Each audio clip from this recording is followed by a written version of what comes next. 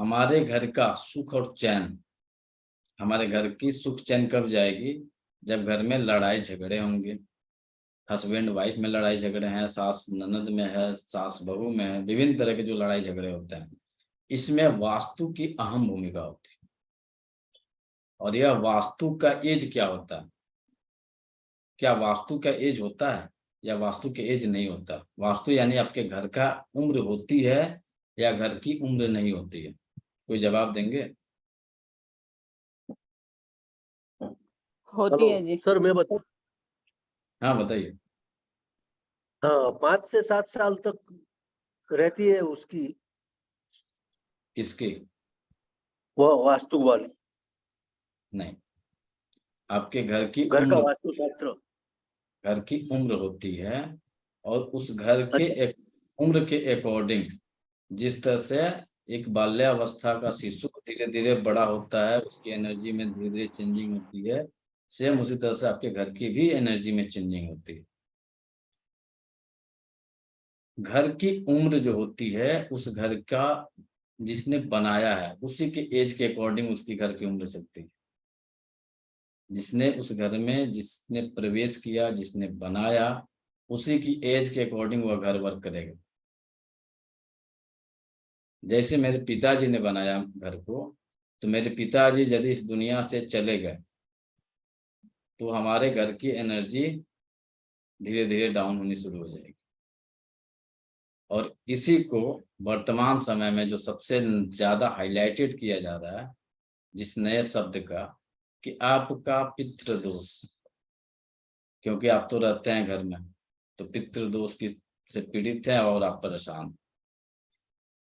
पितृदोष कोई दोष नहीं है। आप कुंडलियों को उठा कर देखिएगा, लगभग हर कुंडली में पितृदोष मिलेगा। हर कुंडली की बात कर रहे हैं। भगवान राम पे भी पितृदोष था। पितृदोष है क्या? भगवान राम पे भी पितृदोष था। पितृदोष का मतलब क्या होगा? पिता से दंड की हुई जो घटनाएं घटित हो रही हैं पुत्र के ऊपर, वही पितृदोष। वर्तमान सिचुएशन आपने कल भी कहा था, हम पास्ट नहीं जाने वाले हैं, फ्यूचर नहीं जाने वाले। यदि एक कहानी के तौर पे यदि चर्चा कर रहे हैं, तो भगवान राम को भी पितृदोष लगा। दशरथ राजा दशरथ के चलते उन्हें अब 14 वर्ष के लिए बन जाना पड़ा। कारक कौन बने? पिता बने। पितृदोष हुआ।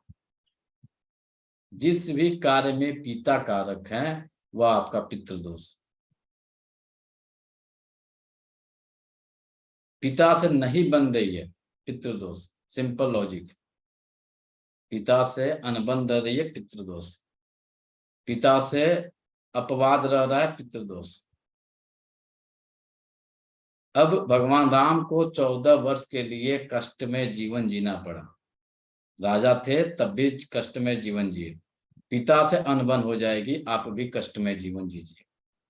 जिंदा रहेंगे तब भी जीजिएगा, मरने के बाद भी जीजिएगा।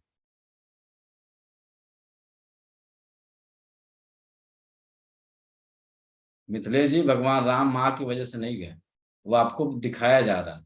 आदेश किनका था? माँ के आदेश से गए थे? आदेश था पिता का। माँ ने पिता को उकसाया था, लेकिन पिता ने आदेश दिया था। इस कारण से राम जो है 14 वर्ष के लिए वनवास गए। तो वहां पे भी पितृदोष। और आप वर्तमान समय में आप उठा कर देख लीजिए, जिस बच्चे का पिता के साथ अनबन है, पिता के साथ मैत्री नहीं है, पिता की बातों को इग्नोर, पिता की बातों को जवाब, पितृदोष लगेगा, कोई रोक नहीं सकता है। कामयाबी नहीं मिलेगी।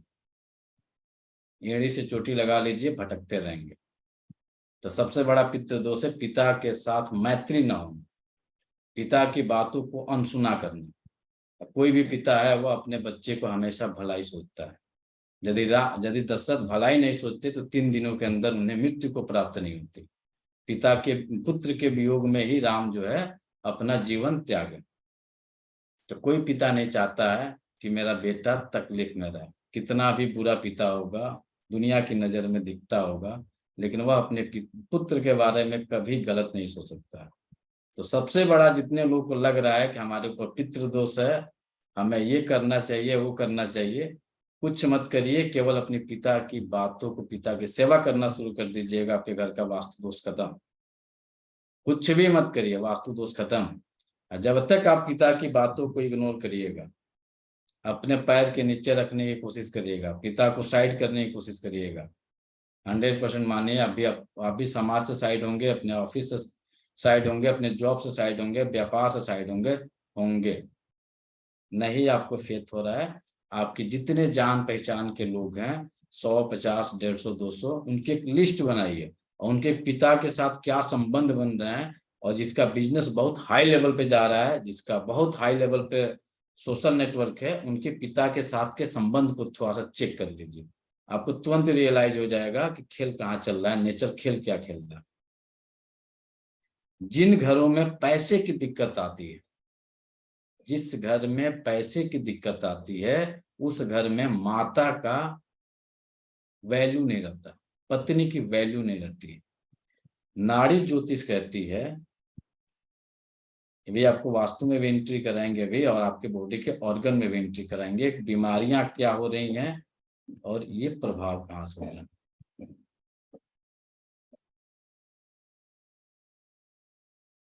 क्योंकि सबसे ज्यादा जिसको उठा के देखिए, उसके पास समस्या केवल एक ही आ रही है, पैसा नहीं है भाई, पैसे बच नहीं रहे हैं, पैसा सब नुकसान हो रहा है, व्यापार चल नहीं रहा है, और आप उपाय करने के चक्कर में पड़े हैं, ये उपाय करो वो उपाय करो।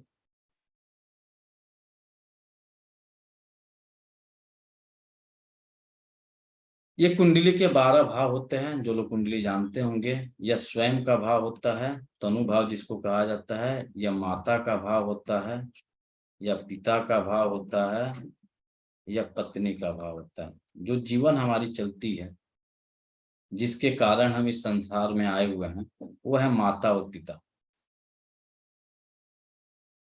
माता पिता लेके हमें इस दुनिया में आए, और जो हमारी जीवन चल रही है, जो जीवन की अगली पीढ़ियों के लिए लाना है, अगली पीढ़ियां चलेंगी, वह है आप और आपकी पत्नी।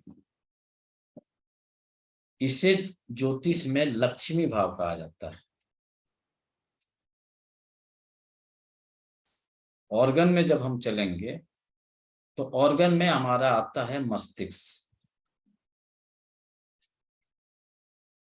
और आपका स्पाइन, एज फॉर टिशियम। यहां पे आता है आपका पृथ्वी, स्टमक और स्प्लीन। यहाँ पे आता है आपका जेनेटियल ऑर्गन में यूरिनरी ब्लैडर, और यहाँ पे आता है आपका लंग्स। जीवन की शुरुआत जो होती है आपके लंग्स से होती है।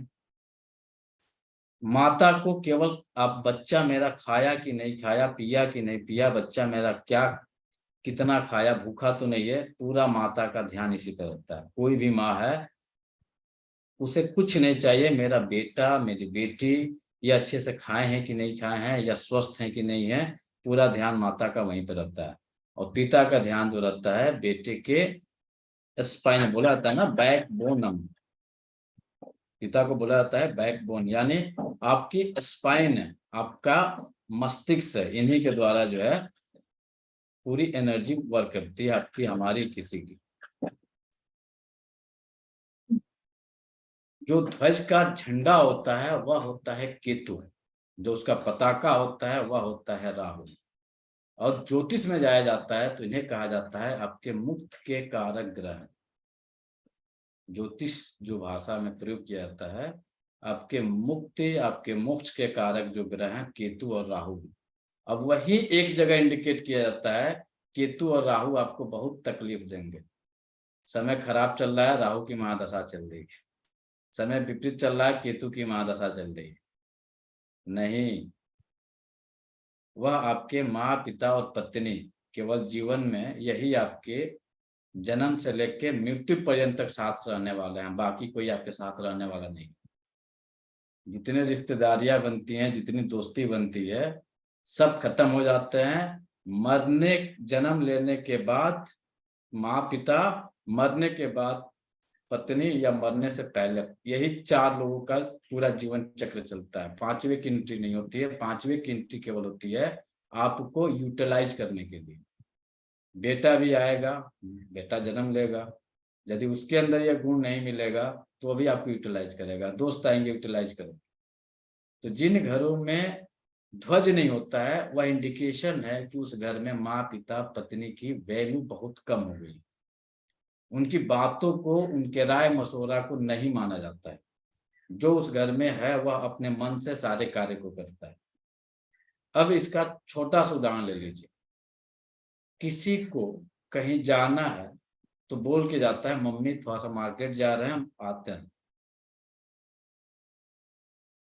वही घर आते हैं घंटा में, कुछ मित्रों से मिलने जा रहा है, माँ बाप परेशान है, कहाँ गया, लेट हो गया। स्वतंत्रता नहीं है, जहां मर्जी तहां घूम रहा। स्वतंत्र है, बता के जा रहा, हम यह कार्य करने के लिए जा रहे, ये कार्य करना है, क्या सजेशन रहेगा। यह आपको करवाने में काम राहु और केतु करता है। राहु और केतु को जब ज्योतिष भाषा में चलेंगे तो यह दोनों बहुत चालाक इंसान थे। हैं तो ये दोनों राक्षस बहुत चालाक, मायावी, बलशाली। यदि आपके पास ध्वज है तो इंडिकेशन है कि आप बलवान हैं, आप चालाक हैं, आपको वह सारी कलाओं से परिपूर्ण है जितनी कला के लिए जीवन जीना चाहिए। और यदि ध्वज लगा हुआ है तो इंडिकेशन है कि यह सभी कलाओं में यह परिपूर्ण है, इसके अंदर कोई कमी नहीं। मामला आता है कि ध्वज लगाना तो चाहिए या नहीं लगाना चाहिए। कोई बताएंगे सर, ध्वज लगाना चाहिए कि नहीं लगाना चाहिए? ध्वज आपके माँ, पिता, पत्नी, ये तीनों के संबंध को बहुत ही अच्छा बना के रखेगा, बना के रखता है। रखेगा नहीं, ऑलरेडी रखते आ रहा है, नया में नहीं है, पूरा प्राचीन समय से ये चलते आ रहा है। चाहे कोई लड़ाई लड़ी गई हो, चाहे राजा का राज्य हो, उन सभी जगहों पे जो है ध्वज ही उसका पहचान का कारक है, वह इंडिकेशन का कारक है, वह संयुक्तता का कारक है। यदि संयुक्त है तो ध्वज मजबूत है। कितने लोगों के घरों में ध्वज लगे हुए हैं? माइक ऑन करिए भाई, कितने लोगों के घर में ध्वज लगे हुए हैं? मेरे में लगा हुआ है सर, सर आधा। हमारे में लगा हुआ है। यदि जितने लोगों के घर में लगा है तो आप लोग अपने घर की एनर्जी को चेक करिए। आपके घर की एनर्जी में अच्छी ट्यूनिंग होगी, बहुत बुरी ट्यूनिंग नहीं होगी। जी उस शब्दों का हमने प्रयोग किया था कि यदि बेटा कहीं जा रहा है तो बोल के जाएगा कि मम्मी हम इस जगह पे जा रहे हैं, इतने देर के लिए जा रहे हैं। जहाँ पे नहीं लगा होगा, हम जा रहे हैं, आते हैं थोड़ी देर में, जा रहे हैं, आते हैं थोड़ी देर में, शब्दों का देख लीजिए क्या उलट फेर हो रहा है। तुमको क्या करना है, हमको करने दो ना, क्यों डिस्टर्ब कर रही हो उनको? नहीं लगा होगा फ्लैग। अब यहाँ पे कुछ लोगों का मत होगा कि भैया ध्वज हम कैसा लगाएंगे। ध्वज सही बात। किसी रिलीजन, किसी से कोई लेना देना नहीं। आप अपने अकॉर्डिंग जिस भी वस्तु को मानते हैं, क्योंकि ध्वज का जो डंडा होता है वह केतु है और ध्वज का जो पताका होता है वह आपका राहु है। दोनों के एक जगह इकट्ठा करना है, पराक्रम बल को एक साथ लाके खड़ा कर देना है। पराक्रम को, बल को, आत्म बल को, इन सभी को एक जगह इकट्ठा लाना है तो हमें ध्वज और ध्वज को एक साथ लाना पड़ेगा, यानी ध्वज का डंडा और उसका पताका दोनों के एक जगह लगाना पड़ेगा, तब जाके यह एनर्जी आपके घर की बैलेंस हो। सबसे बड़ा वास्तु दोष में ध्वज सबसे बड़ा कारक होता है। बड़े बड़े घरों में नहीं लगते। आप किसी रिलीजन को कोई लेना देना नहीं, आपको रिलीजन वाइज लगाना है तो अपने रिलीजन के अकॉर्डिंग आप लगाइए। चाहे आप हिंदूज को मानते हैं, मुस्लिम हैं, क्रिश्चियन, हर धर्म का अपना एक ध्वज है। कोई भी धर्म हो, जाके उठा के देखिए कहीं है बिना ध्वज का कोई धर्म? एक भी कोई धर्म है बिना ध्वज का तो बताइए। सभी धर्म के अपने अपने सिंबल हैं, अपने अपने ध्वज है। ध्वज को लगाना कहाँ रहता है? कहीं पे भी ध्वज को हम लोग नहीं लगा सकते हैं। कहाँ लगाना चाहिए? कहाँ कहाँ कौन कौन लगाया होगा? बताइए, ध्वज को लगाना कहाँ चाहिए, कहाँ कहाँ लगाए होंगे? ब्रह्म स्थान में। घर के नॉर्थ ऊपर। ईस्ट, नॉर्थ ईस्ट और साउथ वेस्ट। घर के ऊपर कहाँ लगा देंगे? घर के ऊपर तो लगाएंगे, कहाँ लगाएंगे? North east, south north, west. North, north में? ईशान कोण में। क्यों ईशान कोण में क्यों लगाएंगे? रीजन क्या है? अच्छी एनर्जी के लिए, बैलेंसिंग एनर्जी के लिए। क्यों? चंद्रों में सर। कुछ तो कारण होगा। सर वहाँ गुरु की एनर्जी होती है इसलिए। वहां गुरु की एनर्जी होती है। चलिए, और? ईशान तो देवस्थान है सर, जी सर। वहां पर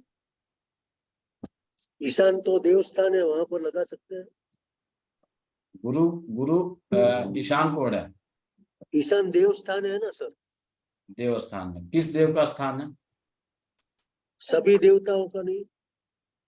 होता है ना कि इतने देवी देवता, 33 प्रकार के देवी देवता हैं, तो ईशान किसका है? सब तो वहां जाएंगे नहीं। सही बात। गलत कहें तो कहिएगा।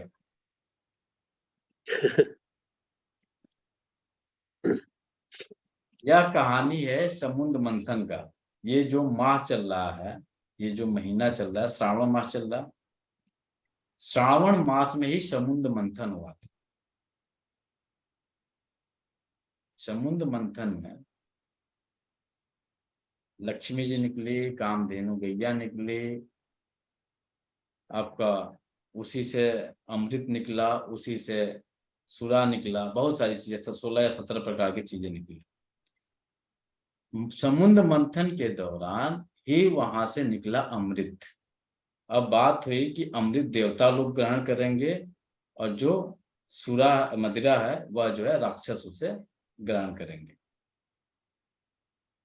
वर्तमान समय में भगवान विष्णु के रूप में, वर्तमान समय की बात कर रहे हैं, इस समय कौन विराजमान है? कौन हमारे आपके बीच में लोग हैं? कौन लोग हैं? भगवान विष्णु के साक्षात रूप होती है उनकी। थर्ड जेंडर भगवान विष्णु का रूप है या नहीं है? सर। इस तरह से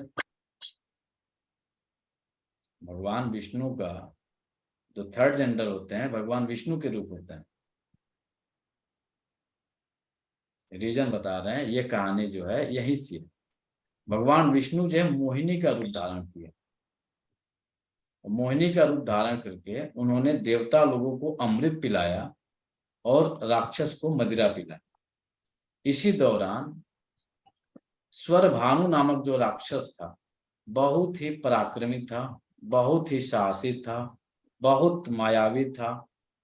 वह अपनी माया जाल से देवताओं का रूप धारण किया और देवताओं का रूप धारण करके वह देवता रूप में देवताओं की टोली में पहुंचा और वहां पे भगवान विष्णु से अमृत को ग्रहण कर लिया।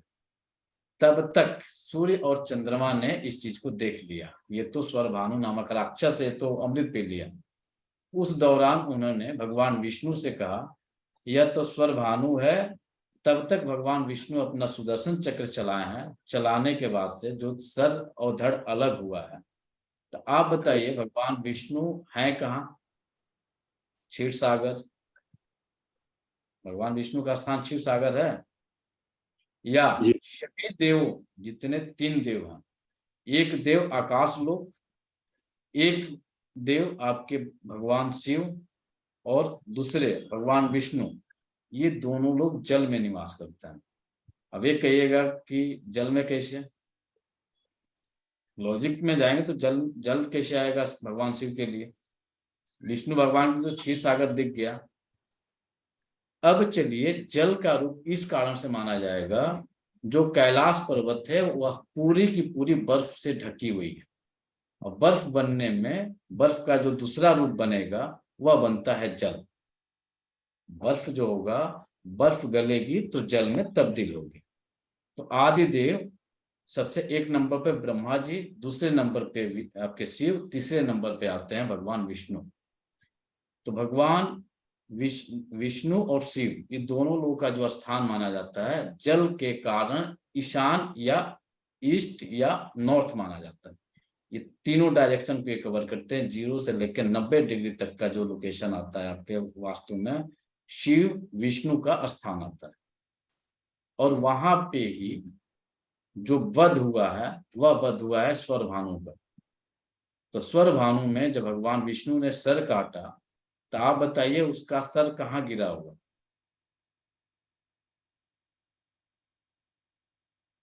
यदि यह पेन है, इसको काटा जाएगा तो सर कहाँ जाएगा? ठीक सामने, दूर जाएगा। नजदीक क्या होगा? तो नजदीक जो होगा वह उसका धड़ होगा। तो भगवान विष्णु ने नॉर्थ ईस्ट में ये खेल हो रहा है, नॉर्थ और नॉर्थ ईस्ट में हो रहा है। उन्होंने सर काटा, सर जाके गिरा साउथ वेस्ट में, वहां पे राहु विराजमान है और केतु जो विराजमान है नॉर्थ ईस्ट में विराजमान। तो जब कभी भी ध्वज लगाने का सेंस ये है, राहु और केतु को एक जगह इकट्ठा करना। तीसरा लॉजिक नहीं है। लॉजिक यही है, राहु और केतु को एक जगह इकट्ठा कर देंगे तो आपके अंदर वह माया का गुण, वह पराक्रम, वह आपका आत्मविश्वास प्रबल हो जाएगा। सिंपल है सर। राहु और केतु आएंगे, जो इनकी कहानी है इसके आधार पे राहु केतु को यदि एक साथ कर देते हैं तो यह काफी पराक्रमी हो जाएंगे, काफी साहसी हो जाएंगे और मायावी हो जाएंगे। माया का सेंस क्या होगा वर्तमान समय में? पहले था माया का जो चाहा उस रूप को बना लिया। अब वर्तमान समय की माया जो काम करेगी, जितना चाहिए जो चाहिए वह उनके पास उपलब्ध है। यानी यदि मेरे पास पैसे हैं, धन है, तो जब मर्जी तो हम खरीद सकते हैं। तो इसका कारक आपके आते हैं माया के रूप में आपके लक्ष्मी, धन, क्योंकि आप वर्तमान समय अपना रूप नहीं बदल सकते हैं। मेटाफिजिकल रूप से आप रूप बदल सकते हैं, अपने व्यवहार को बदल सकते हैं। जिन घरों में ध्वज लगे रहते हैं, अब जब आप इनसे बातचीत करिएगा तो आपको आपके हिसाब से बात करेंगे। दूसरे आदमी के पास जाएंगे, उसके हिसाब से बात करेंगे। एक लेबर क्लास का इंसान जा रहा है तो लेबर क्लास के इंसान से लेबर क्लास की भाषा में बात करेंगे। एक ऑफिसर जाएगा तो ऑफिसर वाली भाषा में बात करेंगे। इन पे जाइए, रिसर्च करिए तो आपको मिल जाएगा। उनकी टोन बदल जाएगी, उनकी भाषा शैली बदल जाएगी। यह कमाल करता है आपका ध्वज। अब इससे बीमारी क्या होती? मामला आएगा कि भैया बीमारी क्या होती? तो बीमारी आएगी आपको लीवर से रिलेटेड, आपको किडनी से रिलेटेड। आपके अंदर जलन की भावना पैदा होगी, द्वेष की भावना पैदा होगी, ईर्ष्या की भावना पैदा होगी, आपको डर लगेगा, फियर लगेगा। यदि ध्वज नहीं है तो लीवर रिलेटेड समस्या, बोन रिलेटेड समस्या। इन घरों में जितने भी लोगों के घर में ध्वज नहीं होंगे, कान बंद करिए, आपके कान से आवाज आएगी। चेक कर लीजिए। ध्वज नहीं है, कान को बंद करिए। घर के मुखिया हैं या घर में जो भी मेंबर हैं, 2 4 5 आदमी के कान से आवाज मिलेगी। चेक कर लीजिए। अभी कान को ऐसे बंद करिए, पूरा चारों तरफ से कोई बाहरी आवाज ना आए। अपने ब्रेन में अपने कान की आवाज को सुनिए, अभी आपको रियलाइज हो जाएगा मिल रहा है कि नहीं मिल रहा है। हमिंग जैसा कुछ लगता है सर। अब इसमें क्या होगा? हवा की आवाज आएगी, पानी की कलकल की आवाज आएगी, सिट्टी की आवाज आएगी, क्रिकेट नामक एक कीड़ा होता है जिसको झिंगुर कहा जाता है, उसकी आवाज आएगी, पानी बह रहा है इसकी आवाज आएगी। तो आपको जो समस्या मिलेगी, आपकी बोन रिलेटेड समस्या मिलेगी, लंबे समय तक बैठ नहीं सकते, कमर में दर्द मिलेगी, पैरों में स्वेलिंग मिलेगी, यूरिन से संबंधित समस्या मिलेगी। और यदि यह सभी लक्षण आपको मिल रहा है तो आपके पास धन की कमी मिलेगी। पैसे के लिए आप जूझेंगे, आप कर्ज में जाएंगे। चाहे कर्ज किसी भी रूप में आए, कर्ज आपके पास आएगा, उसे रोक नहीं पाइएगा। इससे मुक्ति पाना चाहते हैं तो वास्तु में बहुत सिंपल उपाय है। और बहुत बढ़िया माह चल रहा है श्रावण मास। इसी माह में जो है भगवान भोलेनाथ का विष धारण किए थे और विष को समाप्त करना है, यानी अपनी सारी बीमारियों को समाप्ति ले जाना है, तो घर में एक ध्वज लगा दीजिए। ध्वज लगेगा आपके दो ही डायरेक्शन में, या तो केतु को उठा के लाइए उसके पास, या तो राहु को उठा के लाइए उसके पास। लेकिन अब जो हल्का रहेगा वह आसानी से पहुंचेगा, या जो भारी रहेगा उसको लाना टफ होगा। हल्के को लाना इजी रहेगा। अब राहु को लाना आसान रहेगा क्योंकि सर को उठा के लेके चले जाएंगे। North is the best. कोशिश करिए नॉर्थ ईस्ट में ध्वज लगाइए, आप अपने हिसाब से ध्वज लगाइए जो आपको लगाना है। जो हनुमान जी को मानते हैं हनुमान जी के लगाइए, जो जैनिज्म को मानते हैं जैनिज्म में भी ध्वज है, पंचतत्व का ध्वज है, पंचतत्व के ध्वज को लगाइए। मुस्लिम है आप में भी ध्वज है, वहां पे ध्वज लगाइए। क्रिश्चियन है आप में है, सिख है आप में भी ध्वज है, वह ध्वज को स्थापित आप कीजिए। इतना करने से बेनिफिट यही मिलेगा कि आपका घर जो टूट रहा है टूटने में हेल्प मिल जाएगी, नहीं टूटेगा। कम से कम आपके घर में जो है यह पराक्रम, यह माया, यह आपका इंटेलिजेंस, ये सब बैलेंस होना शुरू हो जाए। सर सभी लोगों को उत्तर पूर्व में लगाना है ध्वज? इंटरनेट में प्रॉब्लम आ रहा है। सभी लोगों को लगाना है उत्तर पूर्व में, क्योंकि उत्तर पूर्व में ही केतु है। उत्तर जी। पूर्व में केतु है यानी बॉडी है, और सर उसका साउथ वेस्ट में है। तो सर जी। को लाना आसान है, बॉडी को ले जाना आसान नहीं है। तो सबसे पहला डायरेक्शन बनता है हमारे पास जैसी जगह है तो हम नॉर्थ ईस्ट में ध्वज लगाएं। नहीं बन पाता है तब हम जाएंगे साउथ एंड वेस्ट में। अब यहाँ पे कंडीशन बनेगा कि सर हम तो फ्लैट में रहते हैं, फ्लैट में कहाँ से लगाएंगे? सर एक बात मुझे और पूछनी है। जब हमारा गृह प्रवेश हुआ था तो पंडित जी ने घर के चौखट पे भी 2 लगवाए थे, मेन एंट्रेंस पे हनुमान जी के 2 ध्वज, और बालकनी में जैसे वही आप जो बताने जा रहे हैं फ्लैट वाला, तो इस हिसाब से बालकनी में भी लगाए थे कि चारों दिशाएं इससे कवर हो जाएंगी। तो बालकनी में एक नॉर्थ ईस्ट है तो सर मैं वहां लगा लूं, और जो घर के मेन डोर पे लगे हुए हैं क्या वो लगा रहने को? मेन डोर पे अब वो तो बताएंगे किस कारण से क्या सोच के लगाए हैं, मुझे इसके बारे में नहीं आया। किसी के रेमेडी में हम हस्तक्षेप नहीं करने वाले हैं, बेसिक जनरल जो है हम आपको वही बता पाएंगे। अब ये वास्तुकार हैं, उन्होंने क्या सोच के लगाया, क्या देख के लगाया, तो वो जानते हैं। जी हनुमान जी के ध्वज थे वो लगे हुए हैं। देखिए वहां पे किसी देवी देवता की यहाँ बात ही नहीं। जी अच्छा ठीक है ना यहाँ पे हम हनुमान जी को ला रहे हैं, ना भोलेनाथ को ला रहे हैं, किसी को नहीं ला रहे हैं, केवल हम ध्वज को ला रहे हैं। जी ठीक यहाँ है, पे थैंक यू सर। किसी रिलीजन से कोई लेना देना नहीं। जी अच्छा, जी अच्छा, किसी रिलीजन से कोई लेना देना नहीं। जी ठीक है, थैंक यू सर। सर एक चीज हो रहा है, जैसे आजकल शहरों में एक फ्लोर्स हैं, ऊपर कोई और रहता है नीचे कोई और है, तो अपनी बालकनी में ही लगा लें या टॉप छत पे लगाया जाए? नहीं उसी पे आ रहे हैं, हम उसी पे आ रहे हैं। अच्छा। अब मामला ये आता है कि भैया हम तो शहरों में हैं, हम सोसाइटी में हैं, फ्लैट्स में, हम यहाँ पे कैसे लगाएंगे? आपके पास जो स्पेस बन रहा है, नॉर्थ ईस्ट में जगह बन रहा है या साउथ वेस्ट में जगह बन रहा है, नियम यह कहता है कि ध्वज हमेशा ऊंचा रहना चाहिए। ध्वज हमेशा ऊंचा रहना चाहिए। उस कंडीशन में आप अपने फ्लोर के केवल 1 इंची ऊपर तक यदि चले जाते हैं तो अगले को भी डिस्टरबेंस नहीं होगी लॉजिकली, और आपको आपका भी ध्वज वहां पे लग जाए। तो आप बड़ा ना लगाएं, छोटा ही लगाएं, लेकिन लगा दें। बड़ा यदि आपके पास जगह बन रहा है तो आप अपनी बॉडी के साइज का लगाएं। यदि आपके पास स्पेस बहुत बड़ा है तो अपनी बॉडी के साइज का लगाएं।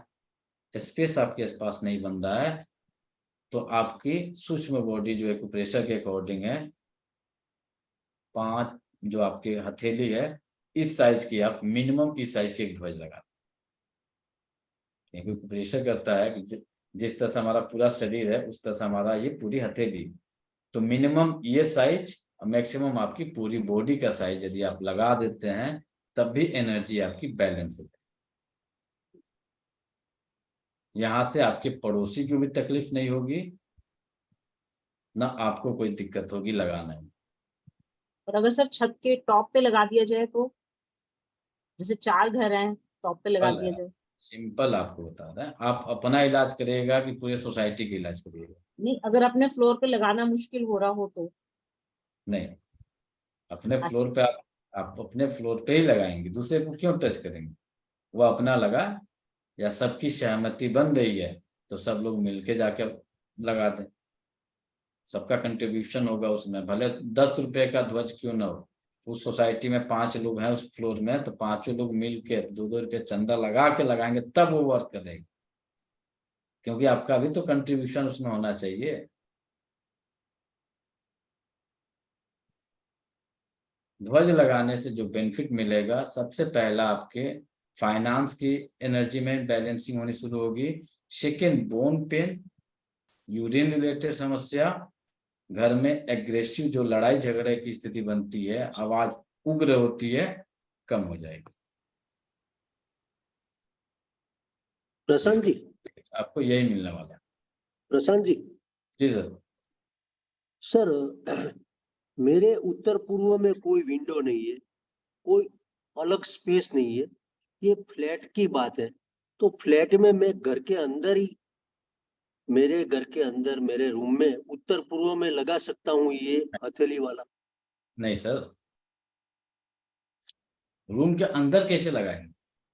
रूम के अंदर तो छत के बाहर कहाँ जाए? कोई स्पेस नहीं है सर, बाहर से लगाइए, बाहर से बनता है तो बाहर से लगाइए। नहीं बनता है सर, बाजू नहीं बगल में। बनता है, अब हाँ। मामला ये आ रहा है कि नहीं बनता है। उस कंडीशन में आप साउथ वेस्ट जाइए, वहां बन रहा है तो लगाइए। अब वहां पे भी नहीं बन रहा है तो अपने मंदिर में लगाइए। मंदिर की दिशा ईशान है, उसमें लगा दूं तो चलेगा? मंदिर में लगाइए। यदि जी। आपके पास छत भी नहीं मिल रहा है, आपको नॉर्थ ईस्ट भी नहीं मिल रहा है, साउथ वेस्ट भी नहीं मिल रहा है, तो हमें ध्वज लगाना है तो वह ध्वज अपने घर के जो मंदिर है उस मंदिर में लगाएंगे। मंदिर हमेशा ध्यान रखिएगा, घर का मंदिर कभी भी जो बाहर की मंदिर है उस शेप में नहीं होनी चाहिए। उस जो बाहर की मंदिरें होती हैं उस जी। शेप में कभी भी घर का मंदिर नहीं होना चाहिए। जी जी। मतलब हाँ, वो गुंबज वाला या ऐसा कुछ नहीं होना चाहिए। नहीं होना चाहिए। सही बात है। हाँ, हमारा फ्लैट है सर मंदिर। मंदिर आपके घर का हमेशा फ्लैट रहना चाहिए। यदि जी। आपने अपने मंदिर को वह बाहर की वाली मंदिर बना दिए तो स्पष्ट समझ जाइए कि उस घर को नाश होने में समय नहीं लगेगा, आपके आंख के सामने पत्ते की तरह बिखर जाएगा। ये तो बहुत बढ़िया आपने बात बताई सर। अपने आंखों के सामने उठाइए 10, 20, 50 घर को रिसर्च करिए, आपके आंख के सामने वह घर बिखरते हुए मिलेंगे। सर, बहुत लोगों के घर में ऐसे ही मंदिर स्थापित किए गए हैं सर। उसका प्रशांत जी आपके थोड़ा आंख के एक्सप्लेन सामने, करिए। आपके आंख के सामने जिसने घर को बनाया है, जिसने घर में यदि जो भी रहे हैं, यदि वह सेम मंदिर का स्ट्रक्चर दे दिए हैं, आंख के सामने जिस तरह से पत्ते बिखरते हैं ना, उस तरह से घर बिखर जाएगा। हाँ हाँ। सर इसका उपाय क्या है अगर बना दिया तो? उसके ऊपर का हटाइए, उसको ऊपर का फ्लैट कर दें। फ्लैट करिए। गुंबज नहीं दूसरा बनाना ले है आओ। उसके ऊपर। लॉजिक क्या है, ये मेरा पर्सनल मानना है। लॉजिक क्या है, ये हम नहीं कहेंगे कि फला किताब में लिखा है, कहीं नहीं लिखा।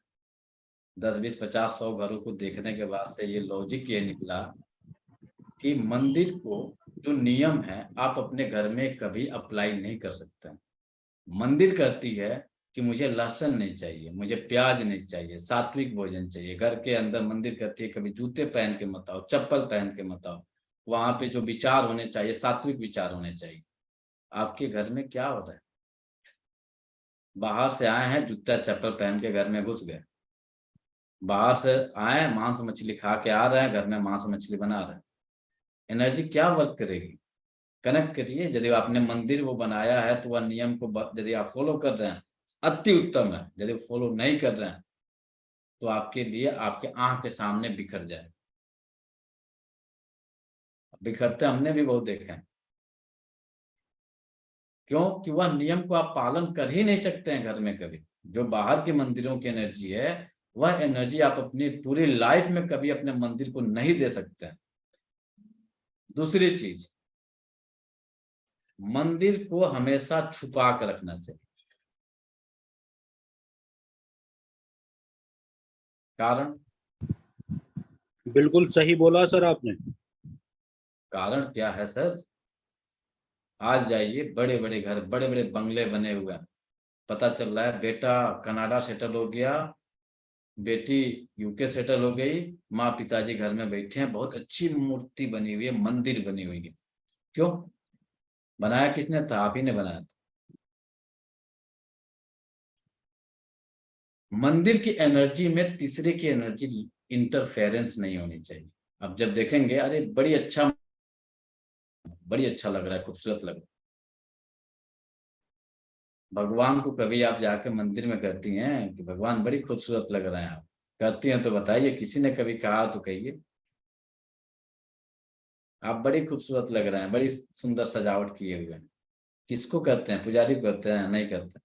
आप यही कहते हैं कि भगवान की मूर्त बहुत प्यारी लग रही थी, हाथ जोड़ते हैं उनके सामने और आपकी जो एनर्जी निकलती है, भगवान बहुत खूबसूरत लग रहे थे, बहुत अच्छी श्रृंगार हुई थी। वही सेम भगवान आपके घर में है, लेकिन आपने एनर्जी यहाँ बदल दिया, किसी थर्ड के ऊपर आपने डाल दिया। बड़ी अच्छा लग रहा है आपका मंदिर, हम भी चलते हैं तो इस तरह से बनाते हैं। आपके पास उसने क्या दे के गया, क्या लेके गया? विनीता मैडम, कनेक्टिविटी बन रही है? जी, सर यहाँ से हमारी थोड़ा एनर्जी मैं वो कंफ्यूज हो रही हूँ, नहीं समझ में आया मुझे आपकी बात ये जो है। सर वो मंदिर देख के हमारी जो एनर्जीज है वो ले जाते हैं शायद। आप कभी मंदिर में जाती हैं? जाती हैं? हाँ भगवान का श्रृंगार हुआ है जी, तो आपकी मनोभावना से क्या निकलती है? खूबसूरती का निकलता है, किसकी खूबसूरती का निकलता है? मूर्ति की। भगवान बहुत खूबसूरत लग रहा है। आपने कभी कहा कि पुजारी बहुत तुम अच्छा सजाए हो मंदिर को आज? कभी जुबान नहीं से निकली? नहीं। आप किसी अपने फ्रेंड के यहाँ जाती हैं, उसकी मंदिर की सजावट, उसकी मंदिर की रख रखाव, वहां पे आप क्या बोलती हैं? बहन जी बहुत अच्छा मंदिर आप रखी हैं। जी जी जी। विनीता कभी मैडम ऐसा बोलती हैं? नहीं, कभी ऐसा कहा तो नहीं किसी से। मनोभावना आती है कि उनकी मंदिर बहुत अच्छी लग रही थी। हाँ, एक आध दफा शायद। आया है? आपने बोला शायद। नहीं, शायद नहीं होता है, क्लियर कर बता दें, ह्यूमन नहीं नहीं, नेचर मैंने है। ऐसे नहीं कहा, नहीं कभी किसी को। ह्यूमन जी नेचर कहानी है। अब जी देखिए ह्यूमन नेचर है, ह्यूमन नेचर यही कहता है, आप किसी कारणवश नहीं कहीं, लेकिन आपकी मनोभावना में आ गई कि हमको भी इस तरह का बनाना है, बड़ी प्यारा लग रहा है, हमें इस भगवान की मूर्ति लानी है, हमें इनके ऐसे वस्त्र लाने हैं, हमें इस तरह के करने, बड़ी प्यारा लग रहा है। आपकी मनोभावना वहां पे निकल गई। आपने नहीं कहा, जुबान से एक शब्द नहीं बोले, एनर्जी तो चली गई। चली गई कि नहीं चली गई? बोलिए विनीता मैडम। ह्यूमन नेचर है हर सर इंसान। मैंने जी। अपनी एक फ्रेंड को बहुत बार बोला है, उसके लड्डू गोपाल जी की आंखें बहुत सुंदर हैं। निकलती है, आप भले मत बोले वहां पे, लेकिन आपकी इंटरनल, आपके रोम छिद्र से निकल रही है, उसका प्रभाव उस बंदे के ऊपर निगेटिव। पूरा ठीक थी वो तुम्हारा। मंदिर को हमेशा सर क्या कोशिश मतलब? मंदिर को हमेशा कोशिश करिए छुपा कर रखें। आप जाने, आपका परिवार उस मंदिर में जाने की एंट्री रखिए, या ज्यादा से ज्यादा कोई पुजारी आप रखें, उस पुजारी को एंट्री करिए। बाकी कितना भी क्लोज हो, मंदिर को नहीं दिखाना चाहिए, क्योंकि यह आपका इंटरनल मैटर है। आपका पूजा पाठ, आपका जप, आपका ध्यान, आपका मेडिटेशन दुनिया को नहीं करते हैं, आप अपने लिए करते हैं। तो भगवान की आराधना भी हम अपने स्वयं के लिए करेंगे, तो छुप छुपा के करेंगे। दिखा के नहीं करेंगे। अब आपकी मर्जी है, जैसे मर्जी वैसे करिए। गलत गलत कहें तो कहिएगा आप लोग। ठीक है। तो ध्वज लगाने से जो आपके घर की बीमारी दूर होगी वह दूर होगी। बैक बोन से रिलेटेड समस्या, आपका विल पावर घटा है, आत्मविश्वास में कमी हुई है, आपके अंदर डर पैदा हुआ है, तो इन तरह की सभी बीमारियों में यह आपका ध्वज सहायक बने। सर मेरा एक प्रश्न है, जब हम घर में तुलसा जी रखते हैं, बताएगा, लोगों के घर में पैसे नहीं रुकते हैं, पैसे जो है खर्च होते हैं बहुत ज्यादा। कारण क्या रहता है? लॉजिक वाली बात कोई बोलेगा? जो भी बोलेगा लॉजिकली बताइएगा। लक्ष्मी का वास नहीं है। लक्ष्मी को तो आप इतने मेहनत करके माँ लक्ष्मी को आप वास लाती हैं, दीपावली के दिन उनकी पूजा करती हैं, हर्षोल्लास से मनाती हैं, बाकी प्रतिदिन आप पूजा करती हैं, फिर ये तो गलत डायरेक्शन में रखा हुआ है उनको, या तो सर और उस घर में स्त्री का मान सम्मान कम होता हो। स्त्री का मान सम्मान कम होता। हाँ, ये तो पहले ही बताए थे। लेकिन और अच्छा, एक चीज बहुत थोड़ा सा कड़वी और बात बोल, आपने मतलब जी, अपने जो जी। इनकम से चलिए। कुछ दान पुण्य ना करना। ये तो बेसिक चीजें हैं। अब इसका जो शास्त्रोगत कंसेप्ट है, जो लॉजिक है, वो अब आपके साथ शेयर कर दूं। बीवी का सबसे प्यारा कौन होता है? पत्नी का सबसे प्यारा कौन होता है? बच्चे लोग सर, कौन? पति पति बच्चे लोग। पति पति नहीं सर, पति होता है। पत्नी जो है ना, जब झगड़े होगी तो बोलेगी कि मैके चले जाएंगे, मायके। ज्यादा ड्रामा करिएगा। मैके में पत्नी जो होती है ना, वो अपने भाई के दम पे बहुत उसको पावर रहता है, बिलीव रहता है। तो पत्नी का सबसे जो प्यारा होता है उसका भाई होता है कि नहीं होता है? जी बिल्कुल एब्सोल्युटली ट्रू। सही है सर। अब भाई के लिए पति देव की मजबूरी हो जाती है, साले साहब की सेवा नहीं करेंगे तो पत्नी जो है क्या होगी? रुष्ट हो जाएगी। होता है ऐसा? अरे कोई मेल लोग भी बताएं भाई, फीमेल तो बता रहे हैं। डॉक्टर संजय जी, मैडम के भी रुकती हैं उनके भाई साहब को शिकायत करने पे। बिल्कुल होता है सर। हाँ, रियलिटी बताइए सर, रुकती हैं कि नहीं रुकती हैं? उनके भाई का कुछ शिकायत करिए, भाई को कुछ बोलिए तो। होता है सर, ऐसे ही होता है। होता है ना सर? हम अपने घरों में माँ लक्ष्मी के भाई को और उनके पति को स्थापित नहीं करते हैं, इसलिए हमारे घर में माँ लक्ष्मी नहीं रुकती, चली जाती। यानी धन आता है और चला जाता है, पैसे कमाते हैं, कमा के खर्च कर देते हैं। अब बताइए, यदि पत्नी का भाई घर में आ जाएगा तो पत्नी भी खुश रहेगी, जीजा भी लाइन पे रहेंगे, जीजा भी तांडव नहीं करेंगे। है ऐसा? विनीता मैडम काहे नहीं जवाब दे रही हैं भाई? मैं लॉजिक सोच रही हूँ। अब इसमें आपके लक्ष्मी जी के पति तो विष्णु जी हो गए, जो कि हाँ। स्थापित है घर में। अब भाई कौन हुए? गणेश जी। गणेश जी भाई हैं, पुत्र हैं। गणेश जी तो बच्चे हैं भाई कुबेर। लक्ष्मी जी के। कुबेर और भूदेवी। सर कुबेर और सर कुबेर जी और भूदेवी जी की भी शायद। भूदेवी नहीं, उनकी बहन है भूदेवी।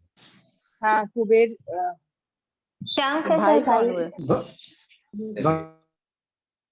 जब समुद्र मंथन हुआ था तो समुद्र मंथन से ही भगवान धन्वंतरी आरो विपु लेके निकले थे। ठीक है? शाम के समय भगवान धन्वंतरी निकले, उसके बाद से माँ लक्ष्मी निकले हैं। बात समझ में आ रही है? जिनकी पूजा आप सभी लोग धनतेरस के रूप में देखते हैं। धनतेरस किसकी पूजा करते हैं आप लोग? पहले धन्वंतरी सर, फिर वो तो भाई हुए उनके। जी, धन्वंतरी जी भाई हुए। धन्वंतरी जी भाई हुए ना, तो धन्वंतरी जी की पूजा त्रयोदशी की होती है, उसके बाद से लक्ष्मी जी की हाँ, पहले उनकी करते हैं, पहले भाई की पूजा करते हैं लक्ष्मी आप, जी की अगले दिन होती है। हाँ, जिसका आप लोग नाम देते हैं धनतेरस धनतेरस धनतेरस। धनतेरस नहीं, ये भगवान धन्वंतरी की पूजा होती है। थैंक यू, बहुत सही लॉजिक दिया आपने, थैंक यू। जब भगवान धन्वंतरी आपके घर में नहीं रहेंगे तो आपका घर प्रतिदिन बीमार रहेगा। क्या रहेगा? सुबह कब्ज हो रही है तो गैस बन रही है, बीपी बढ़ गया, शुगर बढ़ गया, क्योंकि जो पत्नी के सबसे प्यारे हैं उनको आपने बुलाया ही नहीं, पति को आपने बुलाया ही नहीं है। अब इसी पति के लिए जो है राजा दक्ष जो है यज्ञ किए थे, भगवान शिव को नहीं बुलाए थे। जी जी, तो उन्होंने सती हो गई थी जी। कहानी समझ गए होंगे। अब जी यहाँ जी। पे माँ लक्ष्मी को आपने बुला लिया और उनके पति को नहीं बुलाया तो आपके घर में क्या एनर्जी होगी, आप खुद समझिए। हाँ। यदि आप सनातन धर्म को मानते हैं, आप पूजा पाठ करते हैं, उस लॉजिक के हिसाब से आप थोड़ा सा सोच लीजिए कि हम गलत कर रहे हैं या सही कर रहे हैं। ठीक है। तो जिनके घरों में नहीं है, धन्वंतरी नहीं है और उनके जीजा जी नहीं है, तो जीजा और साले को स्थापित कर लीजिए इसी श्रावण मास में। इंतजार क्यों करना आपके दीपावली का? संभव है ऐसा? बिल्कुल। अब जीजा कौन? भगवान विष्णु, साले धन्वंतरी। इन दोनों को लाइए, स्थापित करिए, विधि विधान से थोड़ा सा पूजा करिए, घर की एनर्जी में चेंजिंग हो जाएगी। अब इनका सर इन्हें भी नॉर्थ ईस्ट में रखेंगे? जब इनकी वहीं पे उत्पत्ति हो रही है तो आप वहीं पे रखेंगे, नॉर्थ ईस्ट में ही रखेंगे। Thank you sir. और कहीं सर नहीं रख। जी सर एक चीज बताइए, जैसे जो एंट्रेंस है हमारी